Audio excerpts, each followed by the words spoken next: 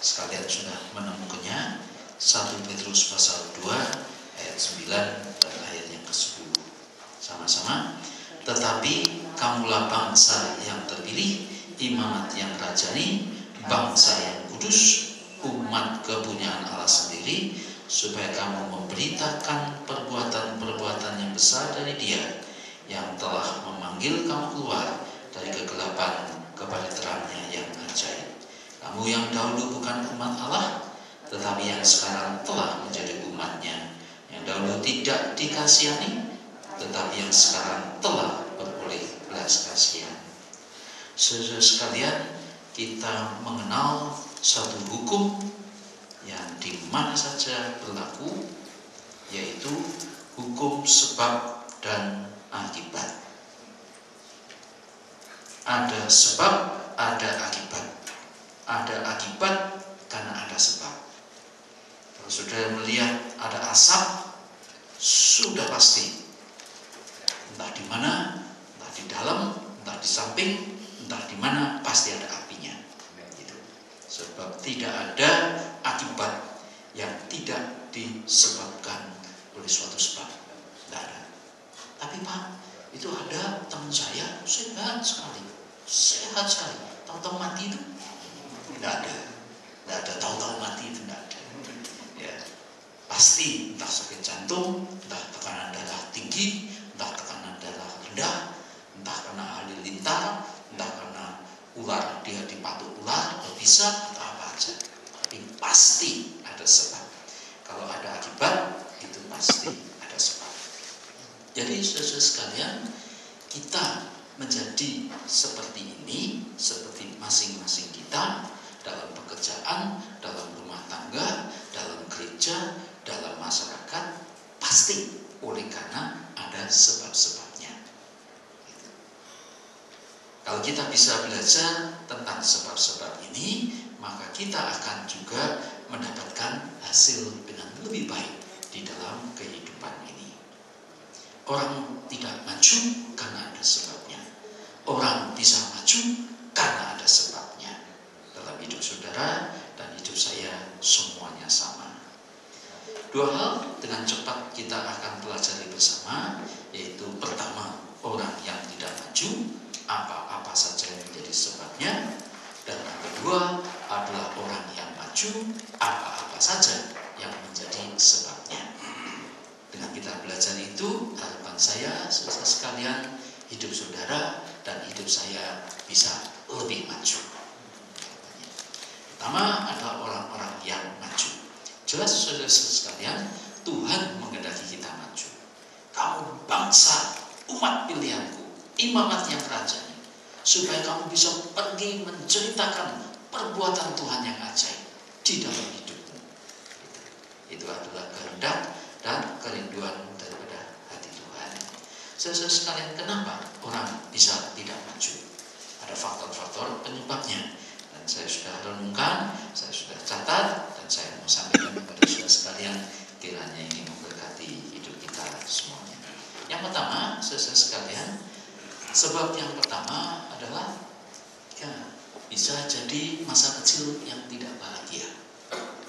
Jadi masa kecil itu masa pembentukan, masa jiwanya masih lemah, masih bisa dibentuk, tapi sayang orang tua kita tidak membentuk dengan baik. Jadi masa kecil kita tidak bahagia. Ganti diberikan encouragement, yang diterimanya discouragement. Gitu kan. Itu satu sebab diantaranya pendidikan di Indonesia dibandingkan pendidikan Amerika sangat jauh. Gitu. Negara-negara yang maju itu umumnya pendidikan dari anak-anak kecil itu merupakan suatu encouragement. Dari kecil sudah diberi dorongan. Itu. Saya masih ingat anak saya Lili itu kelas 3 atau kelas 4, saya lupa itu. Zamannya Bill Clinton jadi presiden. Satu kali saya lihat, saya ikut bangga, dia dapat surat dari Bill Clinton. Walaupun tanda tangan yang dicap. Saya lihat sih cap sih pasti itu. Tapi satu encouragement, dihargai. Apa yang baik, apa yang bagus, dihargai. Tentu yang tidak baik, yang kurang bagus, kita masa kecil yang tidak bahagia. Saudara sekalian, kalau orang dari kecil sudah banyak dikritik, banyak disalahkan, bahkan kadang-kadang orang tua yang tidak bijaksana, kadang-kadang malah dibanding-bandingkan. Kamu bodoh, tidak seperti kakakmu.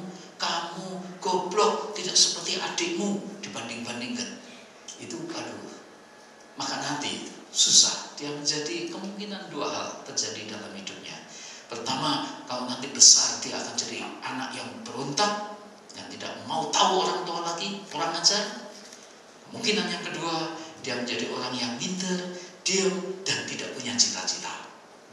Cita-citamu apa? Mati aja. Itu tidak ingin hidup. Itu akan menjadi kenyataan di dalam diri anak-anak kecil yang masa kecilnya tidak bahagia. Karena itu sebagai orang-orang tua kita hati-hati dengan anak-anak kita, dengan cucu kita, beri mereka encouragement. Itu. Dan belajar daripada firman Tuhan.